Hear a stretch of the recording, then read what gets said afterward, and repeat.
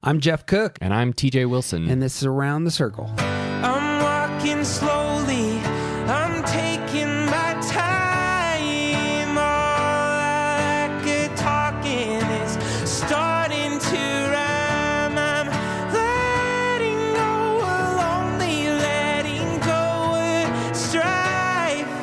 I just can't get enough of this beautiful life. The Enneagram is a map of the human personality. It's a tool for navigating relationships, creates language for what motivates us, and helps us look at the way we look at everything else. Most importantly, the Enneagram's a mirror because sometimes you need help seeing yourself. My name's Jeff Cook. I'm a philosopher in Greeley, Colorado, and with me is TJ Wilson, businessman, lover of theology, and Enneagram ninja. Hello. My man, Hey. where did you go this summer? I don't even know, man. I do not remember. I kept checking the feed. Podcast wasn't getting released. You're only releasing podcasts on movies for old people. That's true, yeah. Yeah, the original Jurassic Park and The Godfather. In our defense, my whole family got the COVID, and so we were out for weeks from that. But yeah, it feels like this summer has been a big pause, and I'm really excited to get back to things. That's it. We needed a pause. Sometimes you just need a summer reset. Yep. And sometimes the universe forces you into a summer reset. Sometimes you're working way too much. I think nines always believe that the universe is telling them that they need a reset. Am I wrong? I can't disagree with that. When is the universe not saying, hey, you know what? You could probably you could take a break today. I want to say that it's when I have too much other stuff to do, but that's not even true. So I always want a nap. That's how it is. Always want a nap. It's a good bumper sticker. Well, for those of you who are paying attention, you saw that this time we were talking about money. We've been excited to talk about this for a year. Yeah. The overlap of money in the Enneagram is super clean. Money is emotional and it exposes motive. Mm-hmm. And you could talk for days, I bet, about money and the Enneagram. And it's the number one issue in relationships. It is more divorces caused by money issues than anything else. I've heard two things, actually. It's either money or it's after the birth of your second child that most couples have their hardest time. So one of those two things, you have money issues or second child, end up being the things that are really the points of real stress that you need to just be aware of. Sure. And I would wonder also how many of those after the second child people, it's also because of money. Because, kids are expensive. I hear this is the case. I'm staring two college educations in the face here in coming years. I'm really excited to keep kicking that can down the road. My oldest wants to go to a school that, I kid you not, is $250,000 for a 4-year degree. That's nuts. It's nuts. That's nuts. Get those SET scores up, buddy. Right. Well, in normal times, money and stress go hand in hand for most of us. Right. But recently, there's been some stuff. Apparently, there's wars that are causing gas prices to spike and, supply chain issues that cause inflation. And for many of us, the housing costs are obscene. And all of this on the heels of a pandemic where there was a tremendous amount of job upheaval and spending habit changes and income changes and all kinds of stuff. I did hear that inflation had hit 0 recently. And I also heard, I suppose, that gas prices are under 4 now. Yeah. So in theory, we may be on the downslope. But it's still the case that no matter who you are, no matter what you do, money and your motive are going to go together. And so that's what we're talking about today. Right. A couple things I want to hit before we get into this is just some announcements. TJ and I meet online every other Sunday right now. Super easy to get connected with us. Yep. If you go to our website, aroundthecircle.org, just look for our online events. Every other Sunday night, the two of us and 20 to 40 people get together and we just talk through a topic, and it has been fantastic. So if you would be interested in something like this, if you haven't gotten a chance to talk about Enneagram with others, this has been really, really valuable to me. And I know it's been valuable to those who have shown up regularly because they keep coming back apparently. Right. And we would love to have you. So roundthecircle.org, just find our online events. You have to scroll down on the homepage and you'll see it. The second is we are doing an epic event in February. We are going to be talking about stress and security. We're going to do a deep dive into those two topics. If you have an interest in gathering with, about 150 people and being a part of something special, that's going to be the first weekend in February. I want to say it's the 6th or 7th, but tickets are available again on our website, roundthecircle.org, and we would love to have you. And that's what I got. So you ready to get into money? Great. I do want to say something about money. So if you have any pre-thoughts about money, I'll let you go first. I got lots of pre-thoughts on money. Great. A couple thoughts on money. This is not intuitive, I think, but one of the first things that I think about with money as a philosopher is that money doesn't have any inherent value. Money is always a tool. Right. It's a tool by which you get something else. Right. If you're stuck on a desert island, money is useless. Mm-hmm. Money is a currency for exchange. And it's worth just noting that because you need to name things that have power and what they actually are in your life. And so I think that's just super important as we start to just remind yourself money is a tool. What's your thought about money? The way that our ancestors have handled money have an impact on how we handle money, not only in literally how much money we might have when we enter the world, but also in our understanding of how to deal with money. My spouse comes from a family that was very good about understanding what money is and how to plan, and she has great boundaries and habits around how to spend. And I did not learn any of that from my parents. So I had to learn all of that as an adult. So everything that we have to say, we have to remember that how we learned is going to have an impact on our actual behavior, but the motive, the way that our type influences how we view and make decisions about money, that's what we want to talk about.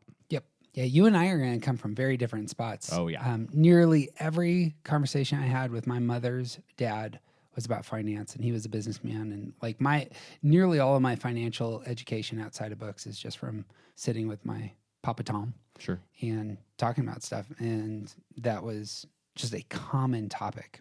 That'll be interesting. I hadn't thought about that. To piggyback on that, money, I suppose my second thought would be money has incredible emotional power. We already talked about divorce on this front. Mm-hmm. But if you really want to make somebody angry, screw with their salary, or, mess with their assets. Tell them that such and such, you won't be able to afford this thing that you want, or you're going into debt and you need to figure this out. I'm watching The Bear. Have you seen The Bear? I have not. I've been told to, but I haven't seen it yet. Incredible. Long story short, very talented chef takes over the family restaurant that had been being run by his twin brother who committed suicide. Mm-hmm. He shows up and all the finances are a mess, and they really leverage the financial stress to show how his inner life is just, chaotic. And long story short, everyone knows what that would feel like. If you're handed hundreds of thousands of dollars of debt and you're like, man, I got no clue how we're paying this off. Right. I suppose on the flip side, if you're handed a huge raise tomorrow, your emotional life is affected. And if just money has the power to move your insides in ways that few things do. Right. Worth naming that we engage money both in stress and we engage money in security. I would not be surprised if a lot of divorces also happened when there's a huge rush of new finances. Sure. Yeah. You hit the lottery and now there's options. Right. And now you hit your security number. And now what are you going to do? Money says, hey, I can do whatever I want now. That's it. So we're going to talk about both stress and how do you manage stress with finances. And we're going to talk about security. And eventually we'll also talk about problem solving and how our type problem solves. Lastly, just on that front, is money it matters because it exposes our motive. In fact, it shows perhaps better than anything else if we're healthy or unhealthy, because money has that kind of power. Your finances, how you're wrestling with finances, will showcase, and you can understand, am I in a healthy spot or an unhealthy spot? Because all of us will have seasons of lack, and all of us will hopefully experience seasons of plenty. How do you navigate those waters, given your type? Right. Super And every type won't respond the same in lack or in plenty because it comes from our motive, but our health and combined with our motive will have a huge impact on how we respond in those scenarios. That's what I got on money. You got any other thoughts? I did want to make a quick note about while I was doing study for this, it became more and more clear to me that as I see things, as I understand things, it seems like our coping style is actually a significant factor in a lot of what we're going to talk about. We're going to focus on coping style later on in this series, but I think that has the thumbprint of our coping style plays a big role in how our motive gets activated when it comes to money. I agree. So it will be the case. I'm trying to save that to the end, but I imagine it's going to find its way, especially into this conversation. Yeah, it's going to come out. Today, we're going to talk about stress. We have talked about this extensively in the past. If you just look up our podcast on stress in our catalog, you'll see interviews with Suzanne Stabile, and we go in depth into the low side and high side of stress. This is one of the most important and, dare I say, I hate it when people say this, but I'm going to. This is one of the more life-changing bits of information that you can come across, is that when you're in stress, there is a place to go low. And we know what that feels like when our life is falling apart and we exhibit the worst elements of our stress number. There is another road, and the other road is high. When you embrace the virtues of your stress number, there's actually tons of resources to pull from there. And if you can get your mind around what the high side of your stress number looks like and the tools available to you there, that is one of the true keys to just living well if you get into this material. I'd even say tools for survival are available there. Some of us can find those intuitively, and the rest of us hate you because you just got there on your own, apparently. But for those of us who just need to work and need something, we need a life raft to grab hold of. Hopefully, TJ and I can talk through the map of trying to find that spot. So that's what we're going to talk about. We're going to talk about each of our numbers when we come to money, what it looks like to get unhealthy, what it looks like to go into our stress number with finances, and how do you go high so that you can navigate these problems well. So, you ready to go? Let's do it. I wanted to start with sevens. I'm skipping the dice today. Okay. I just want to jump into sevens, partially because I think that the image of finances and sevenness really can elevate some of the how this works in our type. So, sure. Sevens, like sixes and fives, have a relationship with money, and it's about security. Yep. All of the types aim at something. 8s, 9s, and 1s aim at control. 2s, 3s, and 4s aim at attention. 5s, 6s, and 7s want security. And money is always a means propelling what we aim at. And we'll see it in all the numbers. Yeah. So for 7s, money's going to provide opportunities. Right. It's a doorway to the security they're looking for. Full bank account means you got options. Right. TJ, what does an empty bank account mean for a 7? It looks like being stuck. It looks like not having options. or potentially an opportunity for creativity and how to get out of being stuck. Entirely right. And unfortunately, you're going to bring up coping style at that point. I'm not in a bad spot. It's fine. Yeah, we'll figure it out. Look what else we could go. Yeah. 7s, when solving problems, will commonly spin things optimistically. And we're going to talk about that in a couple weeks. Right. Say it's the case that you find you already mortgaged the house and you sold the dog and you got 12 medical bills as a 7. Then you're moving into stress. Oh, yeah. And you're picking up tools at 1. One of the things that's really important, I realize, by the way, if you're new to Enneagram, I am using some insider language with stress numbers. Stress numbers are the tools of our type, and they have their own elements. And as we talk through 7s moving to 1, you're going to hear some of the elements of 1 and how 7s can kind of grab hold of them, use them for good, use them for ill, but they're there. So one of the big things that commonly is neglected when talking about our stress number is we embrace the stance of our stress number. So 7s are aggressive normally. They're assertive. They're feeling repressed. They're going, they're moving. But that tool doesn't work. When you go to stress, you start grabbing hold of other tools. Right. And at 1, you're going to become reactive. Right. 4s and 9s, when they move to stress, are also reactive. But for 7s, grabbing hold of order at 1 is the move. I've been on the binge. I've been going. Something crashed. I move into stress, and I suddenly realize I need to get all of this organized. That's what I got. You got any thoughts on that?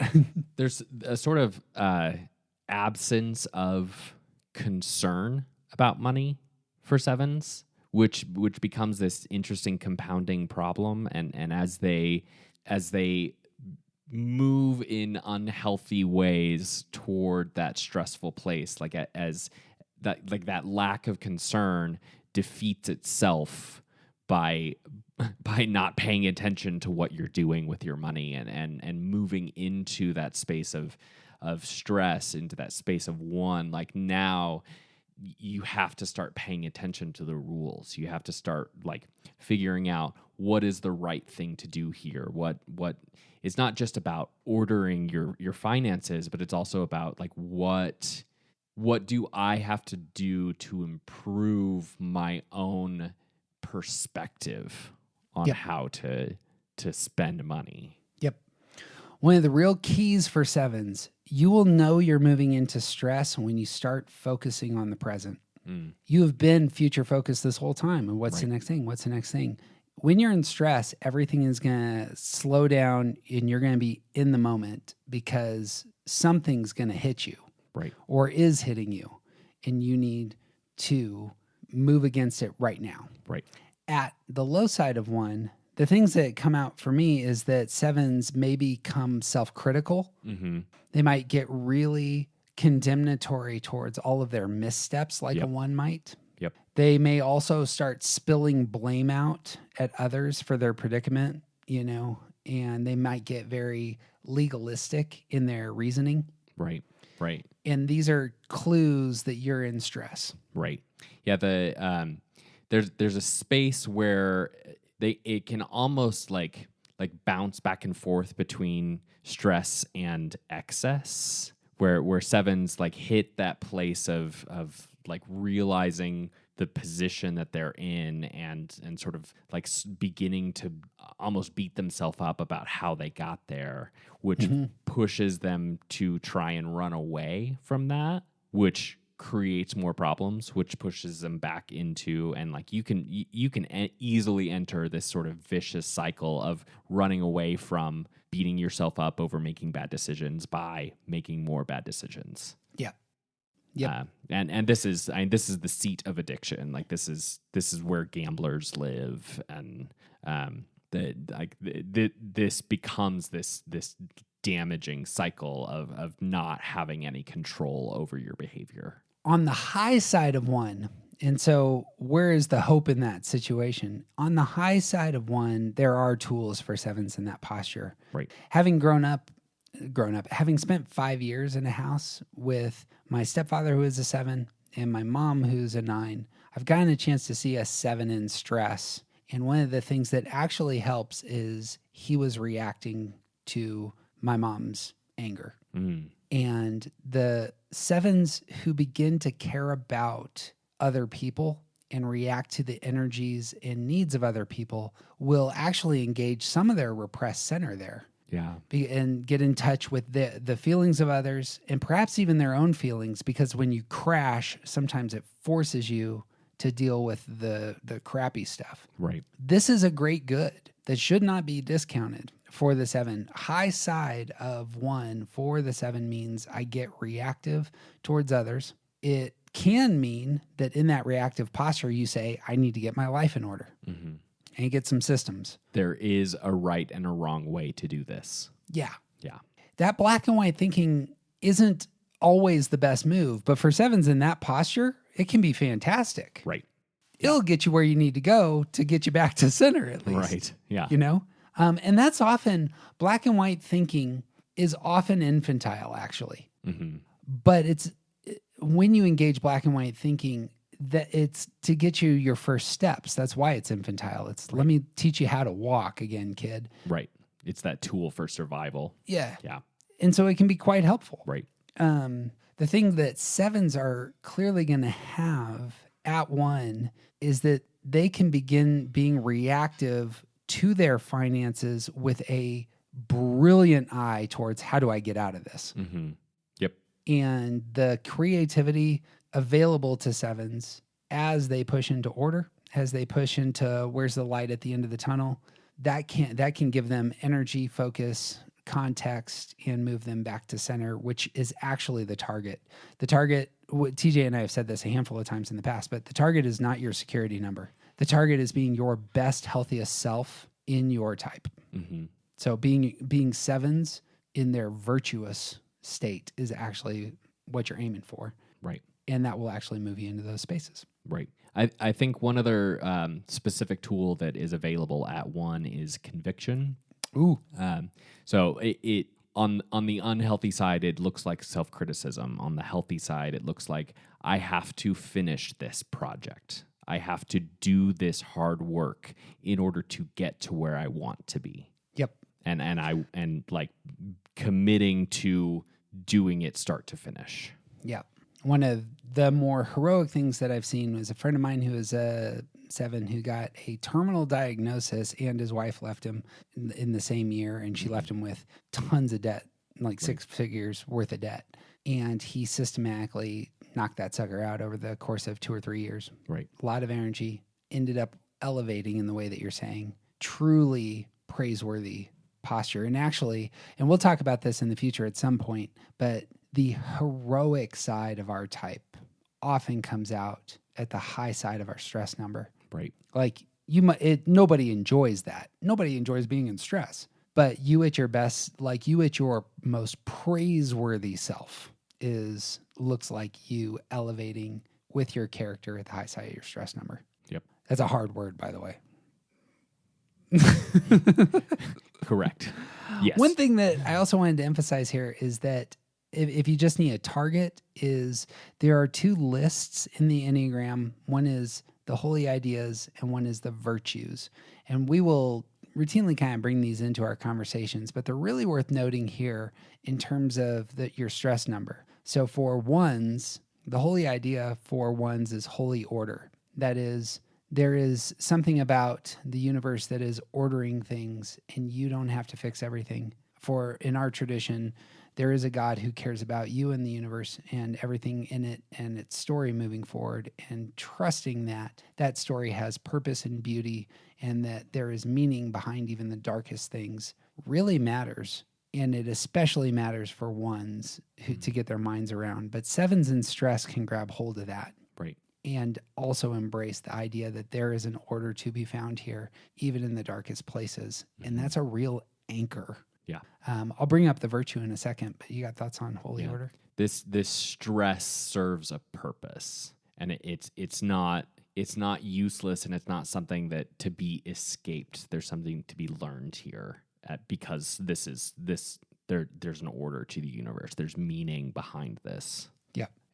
Second list is the virtues, and the virtue for 1s is serenity. When 1s embrace the fact that they don't have to fix everything, the result is a virtue. And it's almost a grace that they experience, and it's the feeling of being serene. That like because everything is ordered, I can actually enjoy the life that I have. That's easy for a lot of other numbers, not easy for 1s. And not easy for 7s either, because there's Correct. like we talk about monkey mind with 7s, and when all of that planning and scheming and looking to the next possibility, when that moves you into unhealth and excess and spins out into stress, then like the tool you have available, one of the tools you have available to you at 1 is this serenity, this calm, this being at peace with the universe, kind of. Like I think it's tied to that idea of holy order, of just sort of accepting that where you are has a purpose and you are where you're supposed to be. Yep. For 7s, there's something about being present, and you can access that at 1. You push into that. In fact, we've talked about this extensively with Suzanne Stabile in our stress podcast, but even going into your tools of your stress number when you're centered and not stressed can be incredibly helpful. Mm-hmm.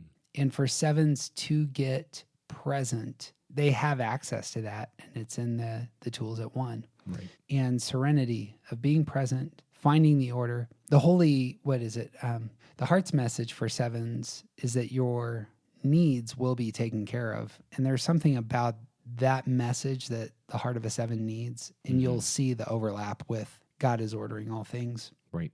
And the virtue of embracing that is serenity. All those are accessible for 7s on the high side. Right. Last word on 7s? I got nothing to add.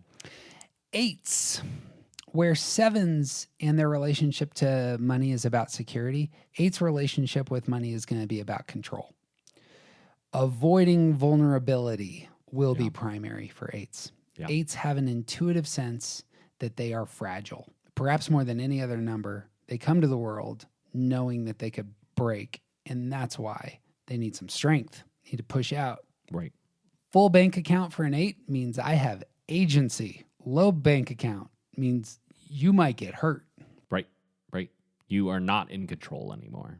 Some of you who are really into personal finance will have listened to Dave Ramsey. This is an 8 who gets on the radio every single day, and nearly everything the man says comes out of the heart of an 8. You should not be in debt. You should flee from debt. And the reason is you are controlled by these faceless institutions that do not have your best interest in mind. Right. And he'll be citing the Bible about, like, what is it? The borrower is slave to the lender is something he recites daily. And it's just flowing from his aggressive, you aren't going to control me posture. Yeah. I think that this is wonderful to listen to myself. It gets me hyped up. But this would be 8s wrestling with financial insecurity, may be very aware that they can get hurt. Right. For most 8s, I'd guess their financial status is both a tool and a vessel for control. So this is something that I personally can have total control over. This is a space where I can have complete control over something in my life. Yep. So it's a vessel in that way, but it's also a tool to enact control over other spaces. Yep. And I think that like 8s are going to see it, that they may not articulate it that way, but I think that a lot of 8s behave in that way of using money both as a tool and a space where they can exert control. Yeah. 8s that are well off, and we'll talk about this next time, the security move invites them into spaces of lust and really pushing towards, engaging the riches that are out there. Mm-hmm. Yeah. That's what I hear kind of in your language. And I want to be able to spend my money on whatever I want. Nobody else can tell me what I can spend my money on. Oh, I see. Yep. This is worth noting for all of the types, how much money is like almost part of our identity. Mm-hmm. If you read libertarian philosophy, which apparently I've had to do a lot this last year because I taught ethics on this, but like libertarians will argue over and again that your body and the labor that you produce are one and the same. Mm-hmm. And so your right to your property, this comes out of John Locke, your right to your property ends up being your right to your own physicality. Right. And I think 8s would believe that more than anyone Right. in the way. Yeah, that I you're saying. think 8s, 9s, and 1s are going to attach that to that idea because our money is a representation of the work that we do, Yeah. which is sort of how we see our value. I think that's true for 8s, 9s, and 1s in particular, but definitely I think it's biggest for 8s, Exactly right. especially in a world where we also talk about taxes. What's interesting about 8s on this front is some 8s will be very justice oriented, which is an us attitude. Right. But taxes insist that you give your finances to the collective, which is a controlling posture of the government saying Right. you will do this. Right. And so 8s can often, you'll see 8s on both sides arguing, pro taxes, anti taxes very vibrantly Yeah. because they have a foot in both worlds. Right. And when 8s get in a fight in the public sphere, it's always fun. TJ loves watching this. Yeah, so long as I'm away from it. As long as it's on the TV and I if can it's tune yeah. in. If I can change the channel, I think it's hilarious. The stress move for 8s, I think, is fantastic on this front. Like 3s and 1s, the move to 5 for 8s. So 8s are going to move to 5 in stress. It's about withdrawing. So 3s, 5s, and 1s all withdraw in stress. Mm-hmm. This is a move for 8s in which they get their head around problems. Yeah. They have intuitively been wrestling with the world. When stress hits, they're going into their head to meditate on how can I get control. Yep. And that's not just a withdrawal into their own head, but it's also a withdrawal from their social spheres, from the places where, like, this is 8s in stress are the type of people that will stop paying taxes. Okay. Like I said, they don't want anyone to tell them how to spend their own money. And the retreat, the withdrawal, it can be about figuring out how to address this issue, but it can also be about a removal of the support that they have been offering to other places. Yeah, absolutely. It's the move from 8 into 5 is I'm stepping away from the fight. Yeah. Life is a battle for the 8 often. Yeah. In terms of their self-perception. I'm going to move into 5. I'm going to get my head around strategy. Finance, it's really difficult to win at finances if you're just doing it intuitively sometimes. And sometimes you get hit in the face and you're like, man, this actually hurts. And the move for 8s into 5 space seems to me like that. It's I need to rethink this so that when I go back onto the battlefield, I don't get punched in the mouth. Mm-hmm. Or that person punched me in the mouth, and I'm going to make sure that they don't get any of my money. That's right. This will be the low side of Right. How do I destroy that person? At the low side of 5, there is nihilism and detachment for 8s. There is a sense of nothing matters. Mm-hmm. And as you said before, there can be severe separation. Right. Yeah. Right. Yeah. That the stress move from 8 to 5 is a really strange move anyway. But the when we're specifically talking about something like money creating a scenario where there is a stress move, that the coloring of that is going to be so it's really complex. And there's going to be all of these different elements of removal of support, of detachment, of I need to figure this out without being involved in it for a little while. Yeah. If you're winning at money and then you start losing, you might just cede that battlefield and internally say, well, what can I control? Right. And just lock down in that space. Right. There is a gentleman who frequents TJ and I's space of employment who has an assortment of tattoos on his face and does not seem to be financially winning. But That's a very diplomatic way to describe all of those things.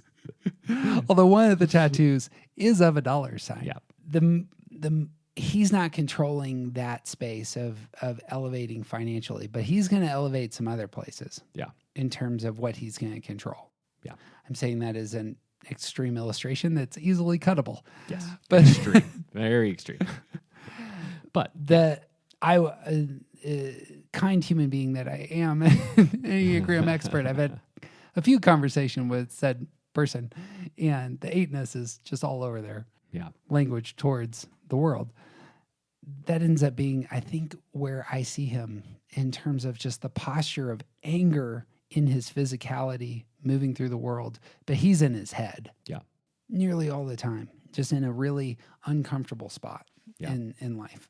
But he's in his head. Without the impulse control that comes from a healthy move, like it's the 8 in excess moving, like he is so unable to control his drive for like his lust for life. Yeah. That in that move into the 5 space where he lives is like that impulse control still doesn't exist. Yeah.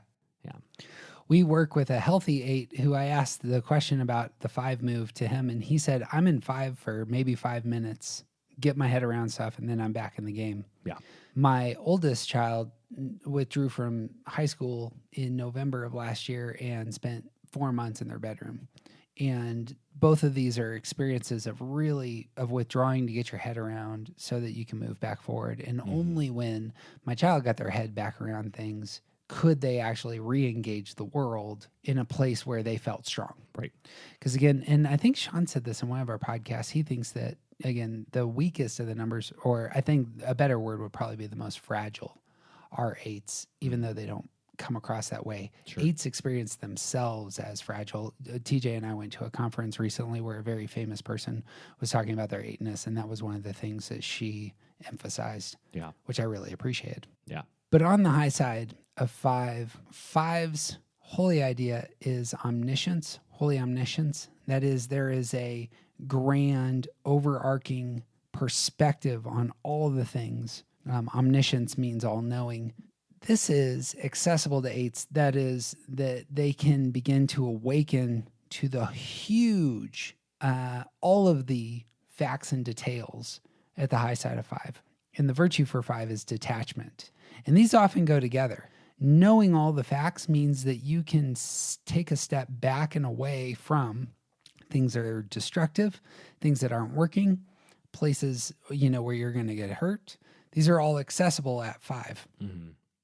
And I think they also give an opportunity for 8s to...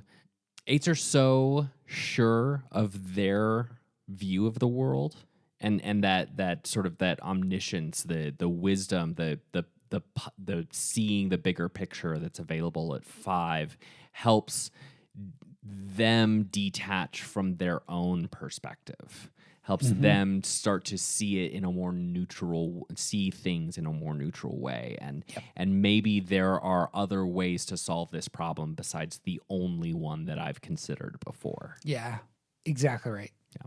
8s at their worst can become very, very self-focused. Right. Especially when they hit the world and the world hits them. It can become about myself just surviving in the world. Mm-hmm. And even like so certain of their perspective that they won't consider other viewpoints. Yep. That we're not going to discuss this. We're going to do my thing because my thing's the right one. Yeah. The my way thinking comes in at that point. Yeah. For sure. And the perspective available to them at 5 helps them detach from their own vision and also have developed some healthy detachments from their appetites. Like what am I using? What am I trying to have control over? When they back up, when they take some time to actually look at the bigger picture, they can detach themselves from this worldview that they have. Yeah, the open-handedness that can come in at 5, both in terms of surrendering the my way thinking and surrendering the lust and surrendering vengeance. Yeah. You have been hurt. You move into stress. If you can surrender vengeance, the Buddha says something to the extent of, vengeance, retaliation. It's always like drinking rat poison and hoping that the rat dies. Right. Like vengeance is always something that actually hurts you. Right. And 8s often have a very difficult time getting their minds and hearts around that, such that it influences their action. But at 5, they can get there, Right. at the high side of 5. Exactly. Bang. Let's talk about the 9s. Great. 9s and money. So just like 8s and like 1s, 9's relationship with money is going to be about control. Right. Money represents a means to calm situations. Yep. It pacifies. If your bank account is full, that means you can retreat anywhere. Right. It's It awesome. means you're probably not fighting with your spouse about money. Hopefully. Guess it depends on who your spouse is. That's right. Low bank account. What is a low bank account? There is no low Look bank like for account the here. 9. This Oh, yeah? These are not the droids you're looking for. You will notice the positive spin that we'll talk about in a couple weeks. Low bank account, I imagine when the bills hit the mailbox and you hear them falling onto the floor as they pour through your door. Is exhausting. like it's the energy that knowing that I have bills that I can't pay, the amount of energy that just that fact takes from me is I wish that I could explain how something almost totally benign, like it requires no work to just know that there are bills that I can't pay, and the amount of energy that that takes from me is asinine. It's crazy. It is a crazy sensation to feel that energy go away. It's a great way to think about 9s and the lack of control. Mm-hmm. Yep.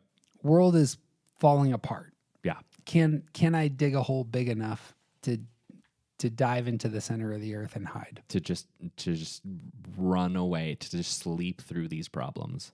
It's like, I'm gonna take a nap. Yeah. I was literally afraid of banks for years.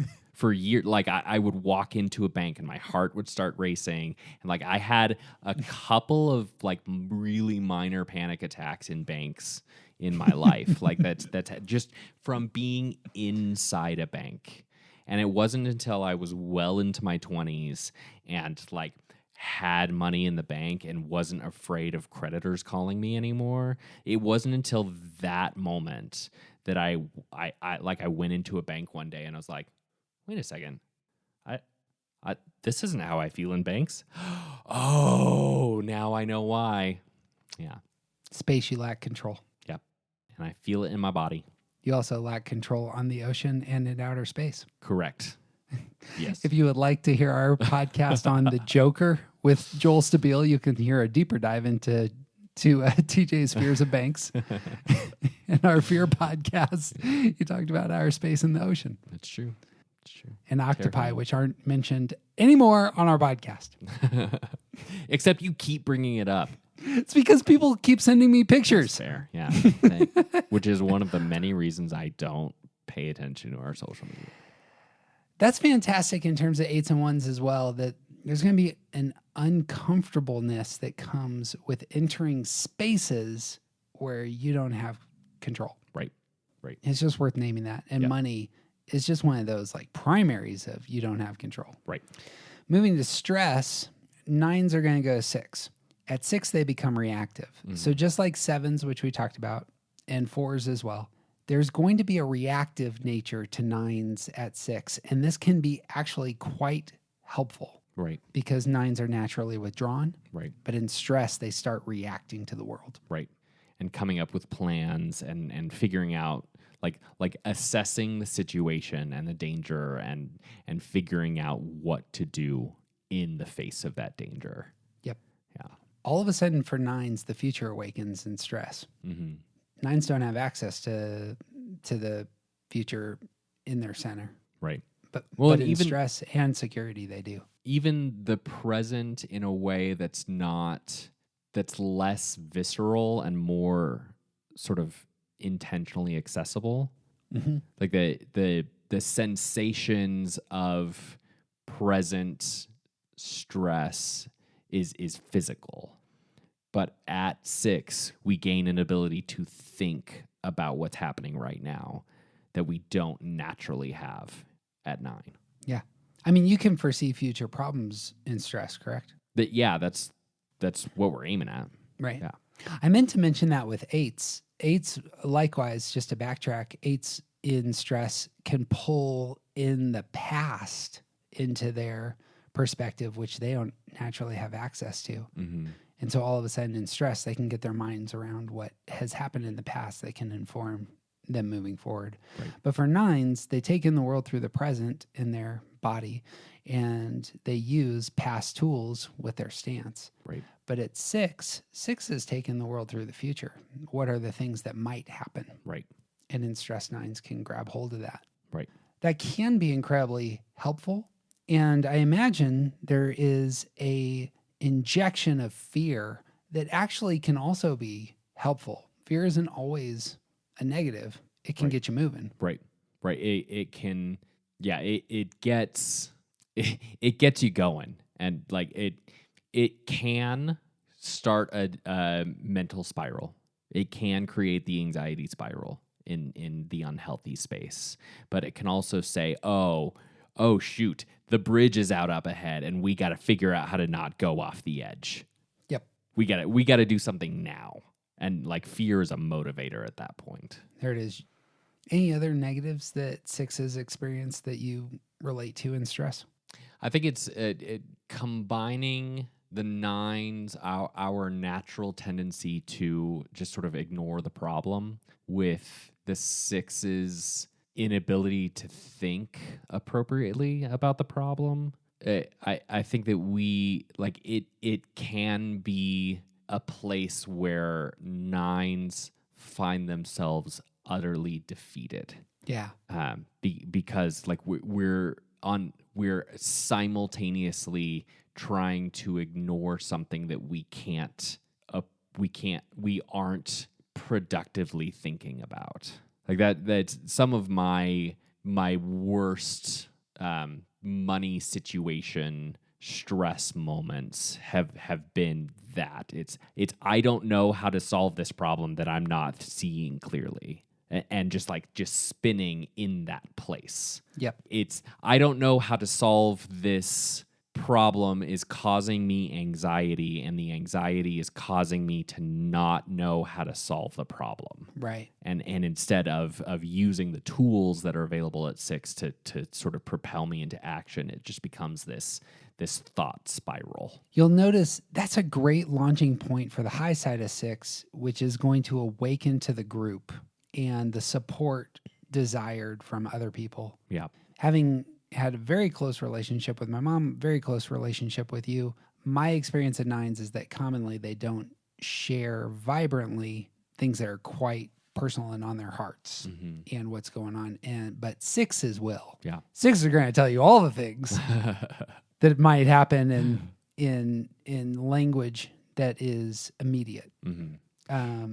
There's also something I think that's accessible to 9s is that the problems can be communal. So in stress, 9s can move out of the individualness that comes with the autonomy they seek. Right. And now you're in a space that's much more about the collective, right, and perhaps collective problem solving. Yeah. There's a natural tendency of 9s to not want to place our burdens onto other people. And so my financial struggles are not something that I want to share because I don't want to cause stress in our relationship, and I don't want to put my stress onto you. I don't want to give you that extra thing because I don't want to create conflict. I don't want to disrupt your peace either. Yep.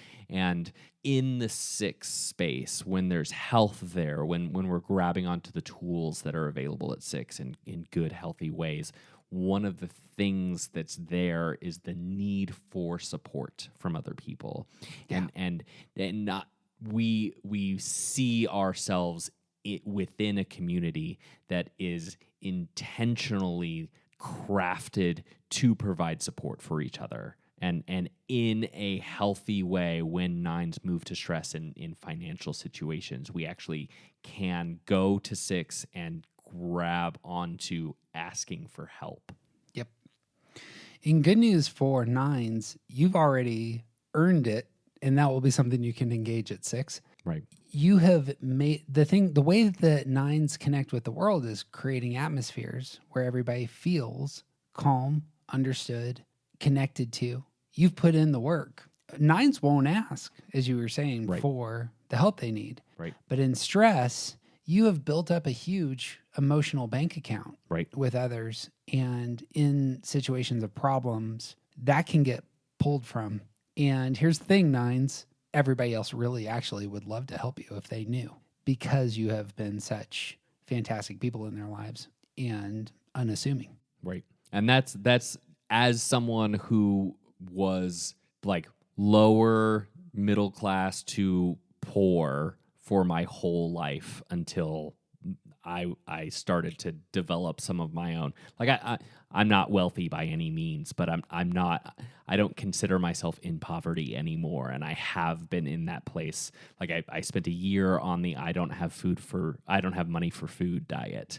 And that is one of the lessons that I have learned over and over and over again, is that there are people in my life who want to help me in those spaces. And all I have to do is express the need. And to double down on the language, at 6, there should be a recognition that you've earned these things. Right. Perhaps even awareness of that your presence has mattered in people's lives. Right. And yeah, you're not asking for a handout. You've already done the stuff to I don't like I naturally resist the word earn there, because then that seems like I'm demanding that you give me something you owe me. But we should talk about that. Yeah, the thing that you get at 9 or at 6 is that fidelity, is that you're part of a community, and a community supports each other. Yep. And you are a vital part of that community, and because you are a vital part of that community, the community wants to support you.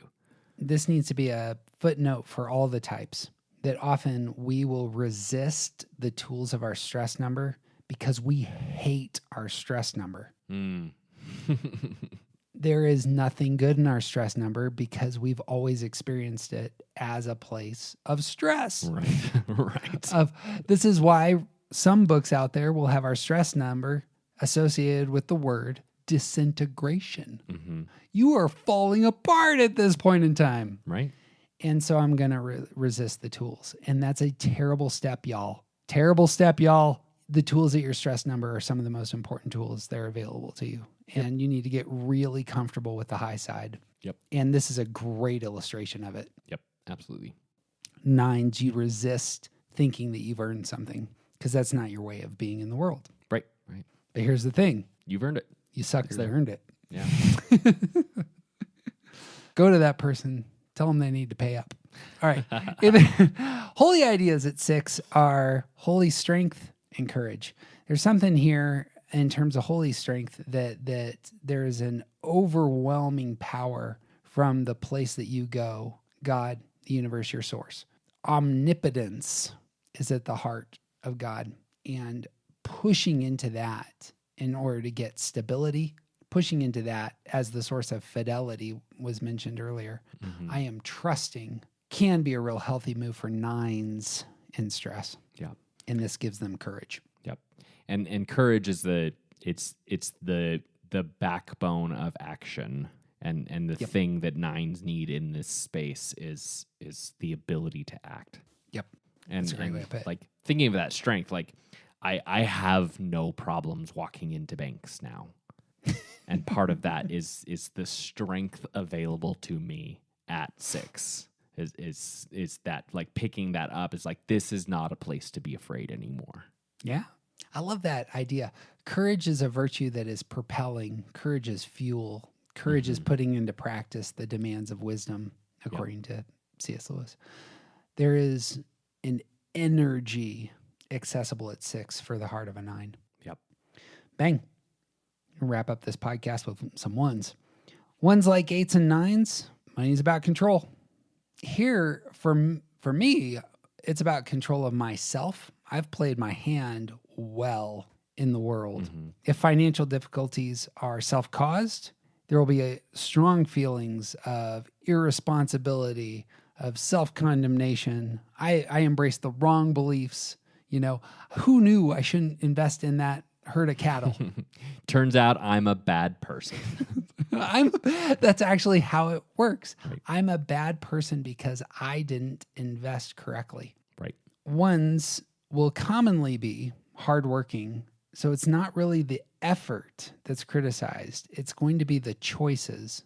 It's going to be the inability to get our minds around the best systems in how we come to the world. Or like we are idealistic, so we take the wrong job that gives us a really low paycheck, and then we're in financial difficulty. And then it's not the fault of our employer that they're paying us too low. It's my fault. Right. Why did I spend 3 years working for that person? And I think that this is another place where we see a really particular window into the idea of identifying ourselves with our work, because the actual money is not necessarily the thing that's important, but the value represented is a reflection of whether or not I'm a good person. Yeah. And it's so a scoreboard. if I take this job that is good for my soul and I do good work there, but the people that are in charge of paying me don't reflect how I should feel in my paycheck, then obviously that means that this whole thing is a waste. Yep. Primary to ones is earning control. Right. And so there is a belief going in, if I just work hard enough, then clearly I'll have oversight over the things that are most meaningful. And ones commonly aren't going to have outrageous appetites, for homes and luxuries and the rest. Right. Right. But if you're not making ends meet, as it were, that may materialize as self-condemnation, as we've said in the past. It also can spill over as resentment. Mm-hmm. Everybody else at my work isn't working hard enough. Otherwise, our company would be profiting and I'd be making more money. Right. Or the not even just everyone else, but also the fools in charge of making the decisions. Yep. They don't see how things are supposed to be. Yep. That can spin out in terms of the people who are overseeing local government. Here's what the income tax is, and why do I have to give 28%? Right. There's going to be just this anger that materializes because at the heart of it, the one hasn't made enough to be in a financially secure position. I suppose on the flip side, if ones do make enough, that opens up that security. And what it means is, in some measure, hey man, you're a good person. You have navigated this financial system really well. Which, that also is a lie. But go ahead. Right. Yeah. It is also a lie. Yeah. It could just mean you were lucky. It can mean that. Your moral worth doesn't come from how well you can make cash. Right. But the perspective of the one is tying my goodness to how well I am compensated. I think that's a real temptation, which we will get to next time. Right. Yay. When ones lack finances, both angers materialize, the anger towards self and the resentment towards others. The move into stress for ones, like 8s and 3s, is going to be into places of withdrawal. Interestingly, for ones, when they move to 4, it becomes very self-focused. Yeah. And that can be going low and that can be going high. What do you see with the move towards 4 for ones? I think there's the withdrawal represented there. I think is really interesting because there can be so much of an inward turn, which ones are naturally sort of self-critical anyway. But the move to the 4 in stress becomes so much more self-critical. Like it expands and compounds the self-criticalness. And I also think that it starts to develop a comparison game that's more present at 4 than it is when ones aren't in stress. And it's not just I'm a bad person, but I'm a bad person and now I'm excluded from these groups. I'm a bad person because they won't let me into their club. Yeah. I'm a bad person because I'm a terrible investor, and look at the way that these other investors are so good at what they're doing, and I'm just not like that, which means I'm not worth it. I have no value now. My financial instability is different than everyone else's. Mm-hmm. And I'm suffering in this unique way over here Right. that is uncommon. Right. Yeah. We enter into a lot of comparison, but like standing outside looking in. Yep. Comparison. The envy, we'll talk about this more, I'm sure, at some point in terms of struggling with the sin of your stress number. But this, financially speaking, for ones, envy is all over stress. Right. There is also the emotional outbursts that fours can experience. Mm-hmm. Ones who might be regularly self-controlled on such matters might really vent. Right. The stress, yeah, it opens the it opens the gateway to these emotions coming out, and I think the opportunity is there for them to come out in healthy ways, because I think a lot of ones are self-controlling in to a fault. So that move to four, that stress place, can give vent to the emotions that should be expressed. And there's also a real danger of the stress coming out as emotion, as opposed to the actual expression of real emotion in that space. I've said this a handful of times, but ones have the easiest time understanding when they're in security and when they're in stress. Because when they're in security, everything's about the future. And when they're in stress, all of a sudden the past opens up and it becomes dominant. Yeah. And so ones, if you are thinking about how things went, you're in stress. Sure. And you need to name that, and you need to search for the high side. Right. Got thoughts on ones and what the best elements of four that they can pull from are? I think when ones find themselves in financially stressful situations, part of that move, part of what's available to them at four is an understanding of the self that does not equate value to financial worth.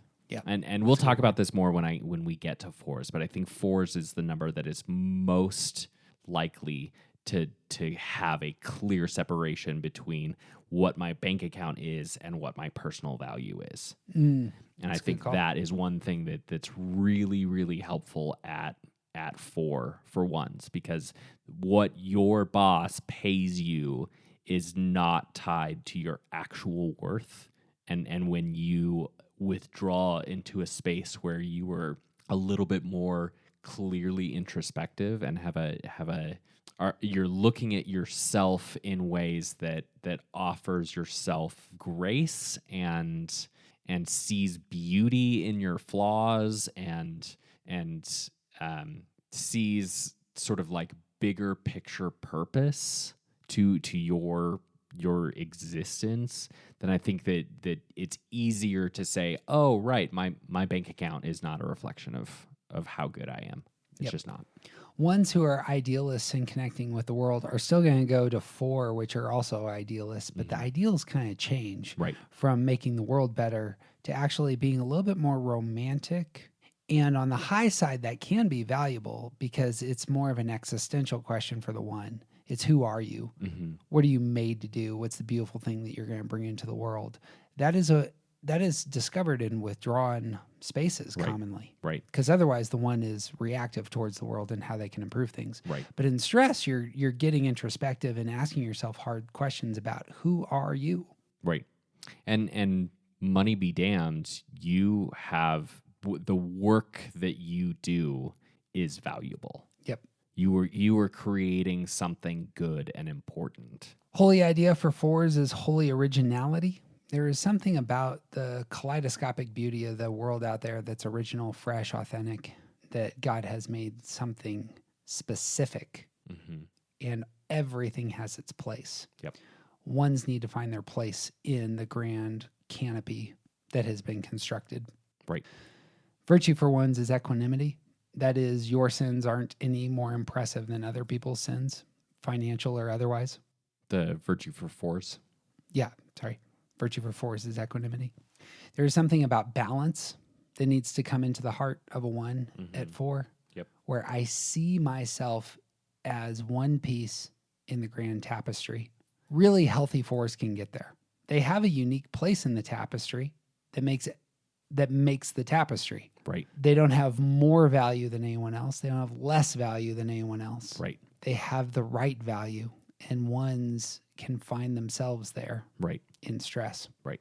That is a motivating, energizing foundation for pushing back to center.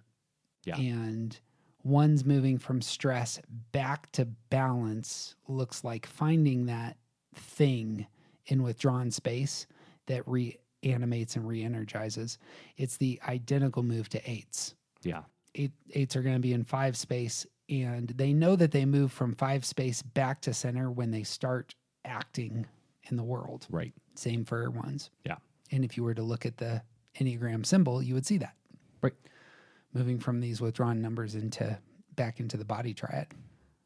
Last thoughts on 1s? Nothing else to add. 2s, you're going to have to wait till next time. We're going to split this sucker in half.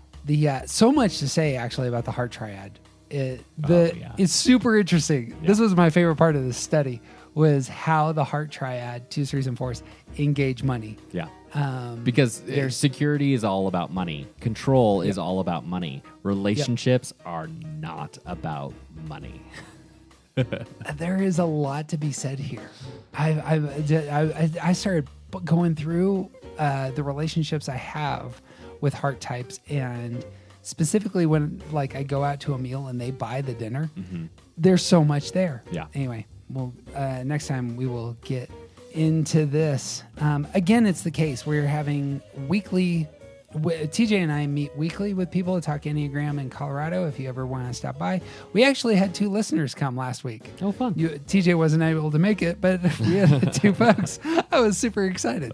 So if you are in Colorado and want to join us, we meet weekly in Greeley, Colorado. We also meet, if you're anywhere else in the world, we meet every other week online. You can find directions at aroundthecircle.org. We would love to have you. Super easy to sign up. We presently have people from 3 different continents that end up 4 different continents. There's an Australian that meet up with us every other Sunday, and you don't have to talk.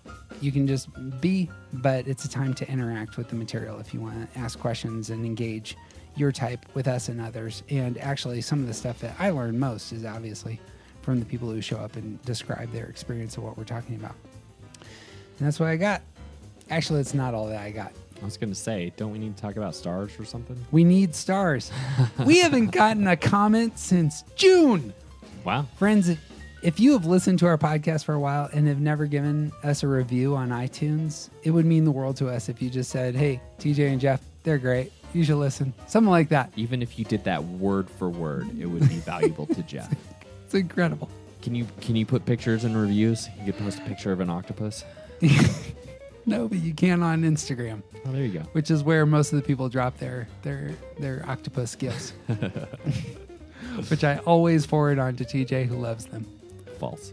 I suppose if it's the case that you really love our stuff, you should find us on Patreon, where you can access all of our content. There's probably 100 hours worth of material that we only have posted on Patreon. And yeah, I suppose that's what I got. It was a laundry list of stuff. You got anything else? I got nothing, man. He's TJ Wilson. He's officially awesome, and he's scared of octopi. But I'm Jeff Cook, and who you aren't isn't interesting. Be who you are. You're going to set the world on fire.